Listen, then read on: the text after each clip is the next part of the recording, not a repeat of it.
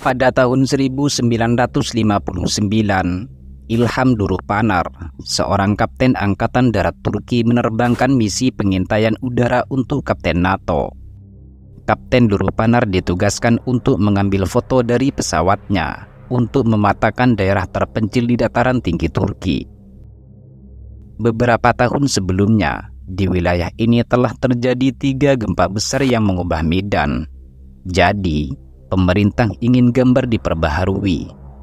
Kapten Durupanar melakukan penerbangan secara rutin sampai ia melihat sesuatu yang aneh. Di antara celah bebatuan, dia melihat formasi yang tidak biasa yang membuatnya berinisiatif untuk mengambil gambar. Dan ketika foto yang berhasil dia ambil diperbesar, formasi itu tampak seperti sisa-sisa kapal besar yang terdampar pada ketinggian sekitar 6.500 kaki di atas permukaan laut. Hal ini telah membuatnya berspekulasi tentang kapal itu, sampai pada suatu ketika dia menemukan sebuah jawaban yang mungkin difikirkan banyak orang tentang terjadinya sebuah misteri yang diabadikan dalam kitab Samawi sejak ribuan tahun yang lalu, yaitu misteri Bahtera Nabi Nuh. Kisah Bahtera Nabi Nuh diceritakan dalam kitab Samawi di bagian Kejadian. Saat dimana alam semesta selesai diciptakan, Tuhan menurunkan Nabi Adam dan Siti Hawa untuk tinggal di muka bumi. Sekitar 10 generasi setelah itu, Nabi Nuh kemudian lahir. Menurut kitab Kejadian, pada zaman Nuh, banyak manusia melakukan kejahatan dan dosa. Di samping itu, sebagian besar mereka mendustakan Nabi Nuh sebagai utusan yang membawa risalah Tuhan kepada mereka. Akibatnya, Tuhan memutuskan untuk menekan tombol reset yang dapat menghancurkan semua makhluk yang hidup pada saat itu. Dari awal, Tuhan telah mengampuni Nabi Nuh dan keluarganya, namun dengan satu syarat. Nabi Nuh harus membuat sebuah bahtera besar yang dapat menampung setiap pasangan hewan di muka bumi. Kapal raksasa ini dirancang untuk bertahan dari banjir besar yang sangat dahsyat, yang akan menenggelamkan dan menutupi seluruh bumi. Tuhan memberikan instruksi yang sangat rinci kepada Nabi Nuh tentang cara membangun bahtera ini, dengan jumlah berapa lantai yang harus dimiliki, jumlah ruangan, jenis kayu yang akan digunakan, hingga dimensi persisnya. Bahtera ini memiliki panjang 515 kaki, lebar 86 kaki, serta tinggi 51 kaki. Menurut kitab Kejadian, ketika banjir sudah surut setelah terjadi selama 40 hari 40 malam, bahtera tersebut akhirnya berhenti di pegunungan Ararat. Saat ini, sebenarnya ada sebuah gunung yang disebut Ararat, yang merupakan puncak yang sangat besar di Turki, dan terletak beberapa mil di sebelah selatan foto lokasi yang diambil oleh Kapten Durupanar. Selama berabad-abad, para ulama dan sejarawan memandang kisah banjir besar sebagai metafora peringatan bahwa Tuhan menghukum komunitas masyarakat yang melakukan kejahatan dan dosa secara massal. Namun anehnya, kisah banjir besar justru juga disebutkan dalam Al-Quran dan Taurat, sehingga foto kapal raksasa tersebut dapat dijadikan sebagai bukti bahwa kisah banjir pada zaman Nabi Nuh merupakan fakta sejarah yang terjadi ribuan tahun yang lalu. Jika para pakar arkeolog dapat menunjukkan bahwa bahtera tersebut adalah bahtera Nabi Nuh, maka mereka dapat membuktikan bahwa semua yang tertulis di dalam Alkitab tentang keseluruhan peristiwa ini adalah peristiwa sejarah yang benar-benar terjadi.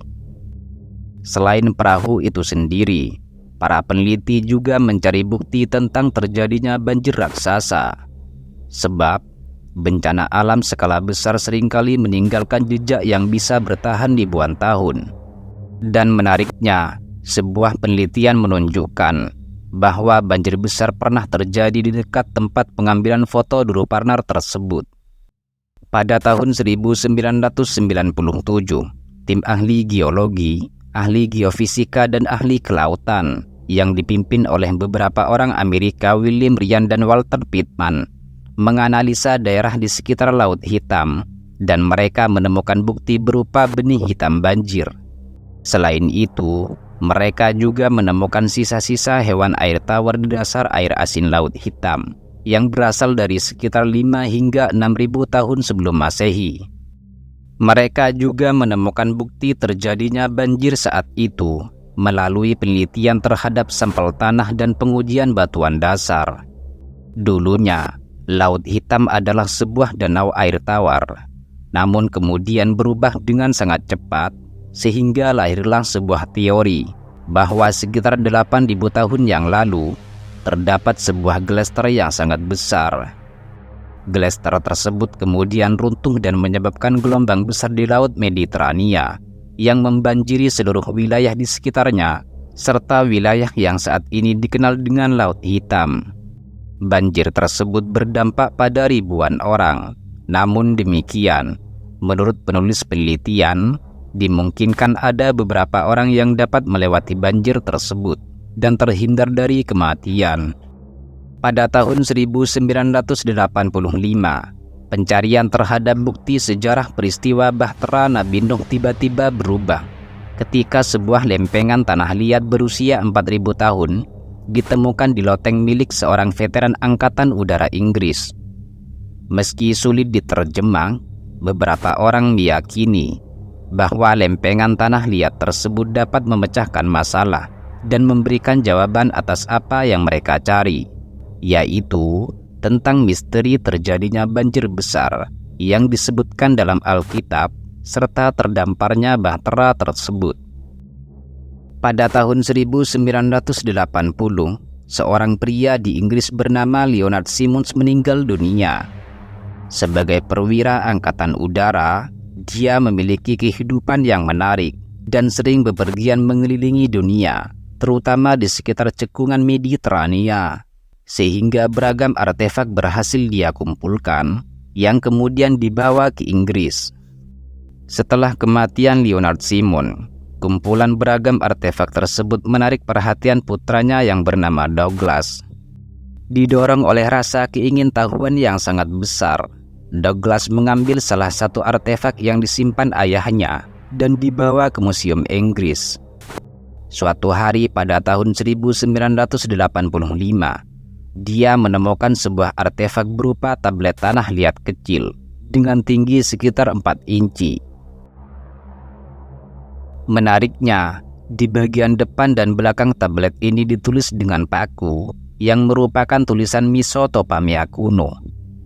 Douglas kemudian bergegas mendatangi Dr. Irvan Vinkel yang merupakan kepala kurator untuk artefak bagian timur yang berdekatan dengan British Museum. Vinkel sangat terkejut sekaligus kagum ketika dia melihat semua tulisan pada artefak tersebut yang ternyata menggunakan goresan yang terbuat dari emas. Namun, Vinkel mulai tenggelam dalam kegembiraan ketika pandangannya tertuju pada sebuah goresan pada bagian tablet kecil ini. Sebuah tulisan yang menjelaskan tentang peristiwa terjadinya sebuah banjir. Vinkel ingin sekali menerjemahkan seluruh tulisan yang terdapat pada tablet tersebut. Namun ia ditolak dan tidak diizinkan oleh Douglas. Padahal Vinkel telah lama mengabdikan hidupnya untuk menerjemahkan tulisan kuno, sehingga dia tahu bahwa tulisan pada tablet tersebut begitu sangat istimewa. Departemen Vinkel di Museum Inggris mencakup lebih dari 130.000 tablet tanah liat berhuruf paku yang sebagian besar dikumpulkan sejak tahun 1852. Pada dasarnya, orang Mesopotamia kuno menggunakan paku untuk menulis, termasuk peristiwa sejarah yang menarik. Salah satu peristiwa sejarah yang menarik adalah kisah tentang eksploitasi Raja Gilgamesh. Kisah ditulis dengan menggunakan paku dan juga ditulis antara 3 hingga 4.000 tahun yang lalu. Epos Gilgamesh menceritakan kisah tentang terjadinya banjir yang dikirimkan oleh para dewa, di mana kisah tersebut memiliki kesamaan dengan kisah banjir yang terjadi pada zaman Nabi Nuh, meski hanya beberapa tahun sebelum terjadinya peristiwa Bahtera Nabi Nuh.